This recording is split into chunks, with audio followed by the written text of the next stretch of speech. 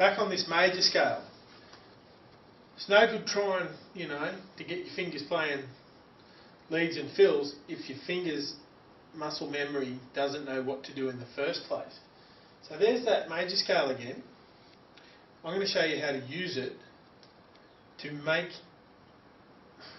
transform, if you will, transform you into a riff playing renegade. Right? So here we go. Here's your major scale. I have to bring him up a bit here. Here's your major scale, right?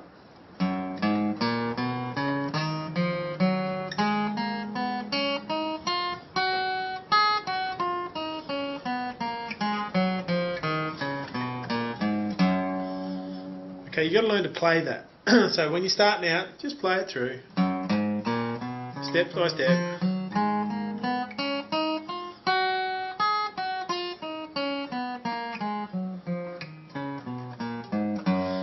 With you doing your pick hand, right? Your pick hand has to go down, down, up, down, up, down, up, down, up as it's going through the scale.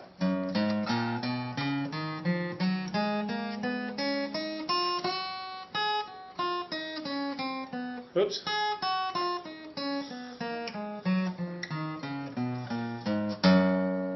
Okay, just playing it like that until you get it memorised in your head, right? Because that's probably the worst thing you can do is playing it like that. But you should be doing that until you can get this down, up, down, up, down, up, down, up, smooth fashion.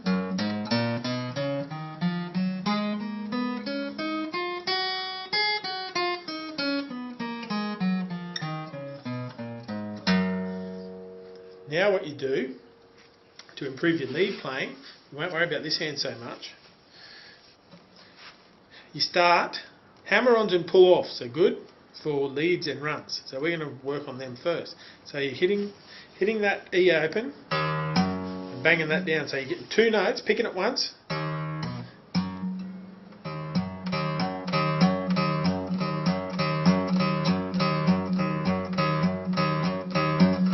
So the idea is pick it once.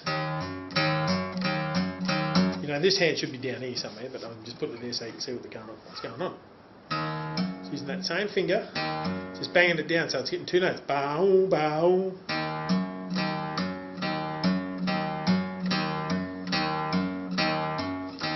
Then use the second note of your scale. Open again. And with that little finger. This is going to be hard at first. Then the next one.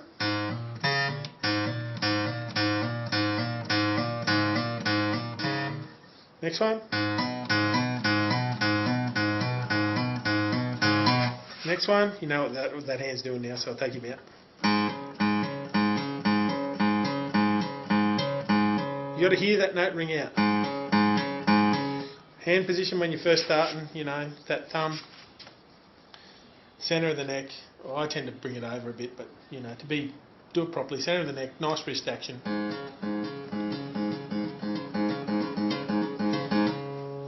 Finger. Next note.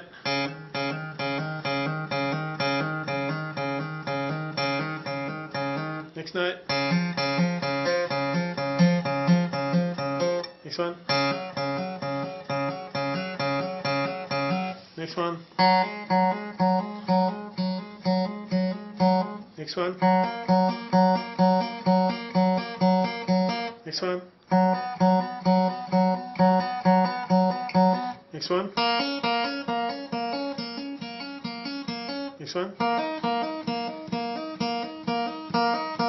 Next one. Next one. Next one. So you're doing that whole scale pattern. Whoops.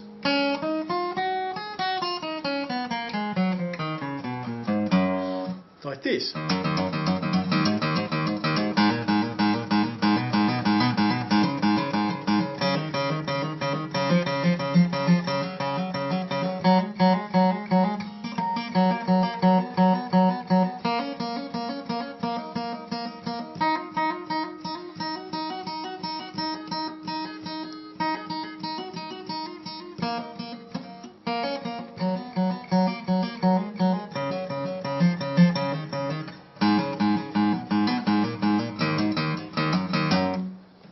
Why are you doing that? Why bother learning that if you're playing acoustic guitar? Well, I'm going to tell you. It's because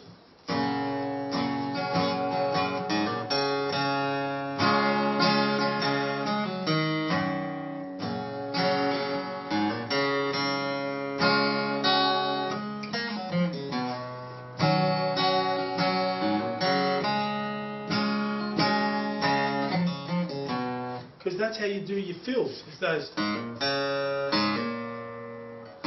hammer-ons. There's a little triplet thing, and I'll get to that.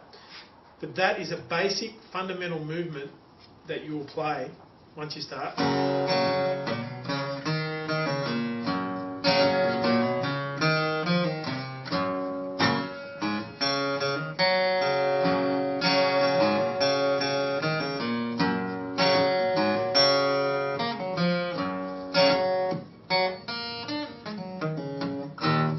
Once you start going, doing these fills, right?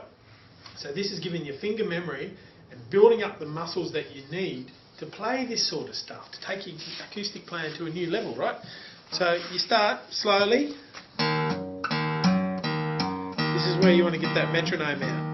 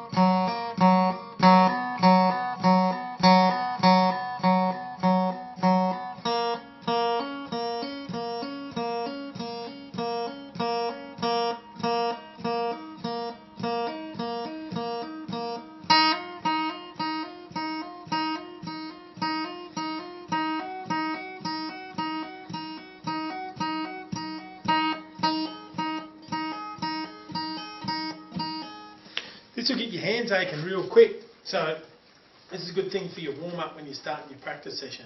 Whenever you do a practice session, you should break it up into 3 bits, right? Warm up, then learn something new, then just have a free jam, play around with what you've learned, twist it around, add some extra chords in, change it, create something, right? So it's warm it up, learn, create. 3 things you should do. This is great for a warm-up because it really gets your fingers going. You practice this for... Well, you'll probably only be able to do it for a couple of minutes when you first start, but just do a little bit each day, that tapping on.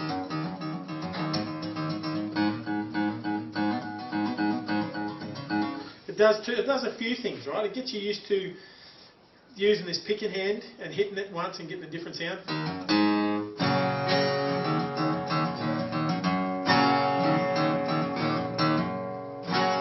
Okay?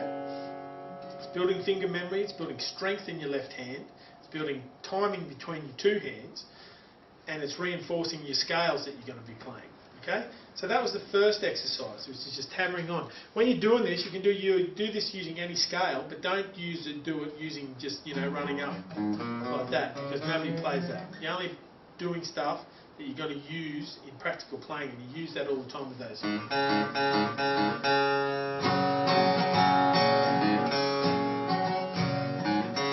Triplets, which we'll get to.